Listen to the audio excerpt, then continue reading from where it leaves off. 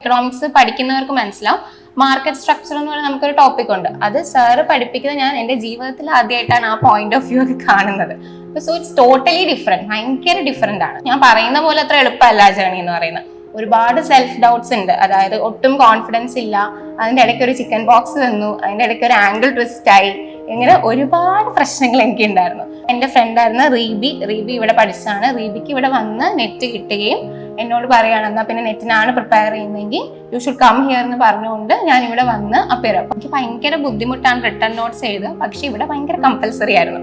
അതുകൊണ്ട് എല്ലാം പക്കയായിട്ട് return notes എഴുതി എല്ലാം നല്ല സെറ്റായിട്ട് തന്നെ എൻ്റെ കയ്യിൽ ഉണ്ടായിരുന്നത് കൊണ്ട് എനിക്ക് റിവിഷൻ ഭയങ്കര എളുപ്പമായിരുന്നു. അപ്പം നിങ്ങൾ ആലോചിക്കും സെൽഫ് പ്രിപ്പറേഷൻ മതിയല്ലോ എന്ന് വിചാരിക്കും. എല്ലാവരും നമ്മൾ നെറ്റിലോട്ട് നോക്കിക്കഴിഞ്ഞാൽ നമുക്ക് സിലബസ് കിട്ടും, പക്ഷെ how to approach the exam എന്നുള്ളത് നമുക്ക് അപ്പോഴും ഒരു ക്വസ്റ്റ്യൻ ആണ്. കാരണം നമ്മൾ അത്രയും നാള് സബ്ജക്റ്റീവ് ആയിട്ടാണ് പഠിച്ചു വന്നിരിക്കുന്നത്. So how to approach this exam എന്നുള്ളത് നമുക്ക് അപ്പോഴും അറിയില്ല. അപ്പൊ എപ്പോഴും അത് നല്ലൊരു മെന്ററിന്റെ അടുത്ത് അല്ലെങ്കിൽ വളരെ സോഫിസ്റ്റിക്കേറ്റഡ് ആയ ഒരു ഇൻസ്റ്റിറ്റ്യൂഷനിൽ നിന്ന് നിങ്ങൾ ആ ഒരു പ്രിപ്പറേഷൻ ചെയ്യുന്നതായിരിക്കും ഏറ്റവും കൂടുതൽ ബെറ്റർ. പിന്നെ പേപ്പർ 1ന്റെ ഇമ്പോർട്ടൻസ്. പേപ്പർ 1 കാരണം ഞാൻ കണ്ടിട്ടുണ്ട് പലരും പേപ്പർ 1 വളരെ ഈസി ആയിട്ട് അല്ലെങ്കിൽ വളരെ ഈസി ഗോയിങ് ആയിട്ട് എടുത്ത് ഞാൻ കണ്ടിട്ടുണ്ട്.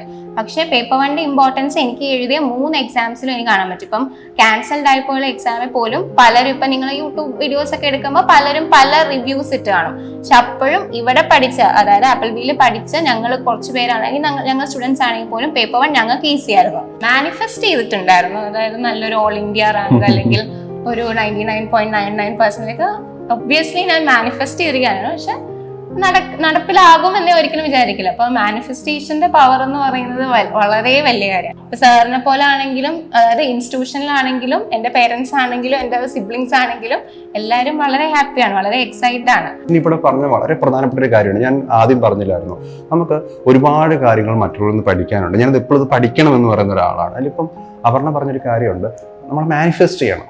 നാളെ നിങ്ങൾ ജയിച്ചു വരുന്നതും നിങ്ങളെ ഒരുപാട് പേര് കൺഗ്രാജുലേറ്റ് ചെയ്യുന്നതും ആ രീതിയിലേക്ക് നിങ്ങൾക്കൊരു പ്രൗഡ് മൊമെന്റ് വരും. നമ്മൾ എന്ത് ചെയ്യണം?